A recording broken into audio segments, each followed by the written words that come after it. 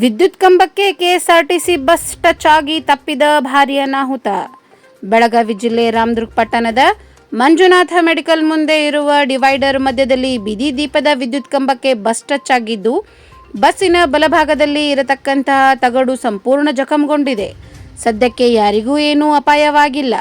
ಪಟ್ಟಣದಲ್ಲಿ ಒಂದು ಕಡೆ ರಸ್ತೆ ಇದ್ದರೂ ಕೂಡ ವಾಹನ ಸವಾರರು ನಿಯಮಗಳನ್ನು ಪಾಲಿಸದೆ ತಮಗೆ ಇಷ್ಟ ಬಂದ ಹಾಗೆ ರಸ್ತೆಯ ಮೇಲೆ ದ್ವಿಚಕ್ರ ವಾಹನಗಳನ್ನು ನಿಲ್ಲಿಸುವುದರಿಂದ 1 ಕಿಲೋಮೀಟರ್ ಟ್ರಾಫಿಕ್ ಜಾಮ್ ಆಗಿ ಈ ಘಟನೆ ನಡೆದಿದೆ.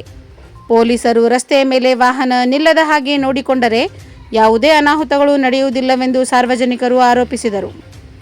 ಡಿವೈಡರ್ ಆಗಲಿ ಬೀದಿ ದೀಪ ಕಂಬವಾಗಲಿ ವಾಹನ ಸವಾರರಿಗೆ ತೊಂದರೆಯಾಗದಂತೆ ಲೋಕೋಪಯೋಗಿ ಮತ್ತು ಪುರಸಭೆ ಇಲಾಖೆಗೆ ಸಾಕಷ್ಟು ಬಾರಿ ಡಿವೈಡರ್ಗಳ ಬಗ್ಗೆ ರಾಮದುರ್ಗ ಶಾಸಕರು ಇದರ ಬಗ್ಗೆ ಕೆಡಿಪಿ ಸಭೆಯಲ್ಲಿ ಗಮನಕ್ಕೆ ತಂದರೂ ಕೂಡ ಇದುವರೆಗೂ ಕ್ಯಾರೆ ಅನ್ನದೇ ಅಧಿಕಾರಿಗಳು ಸುಮ್ಮನಿದ್ದಾರೆ. ಈಗಲಾದರೂ ದೊಡ್ಡ ಅನಾಹುತ ಆಗುವ ಮೊದಲು ಸರಿಪಡಿಸ್ತಾರಾ ಎಂಬುದನ್ನು ಕಾದು ನೋಡಬೇಕಾಗಿದೆ.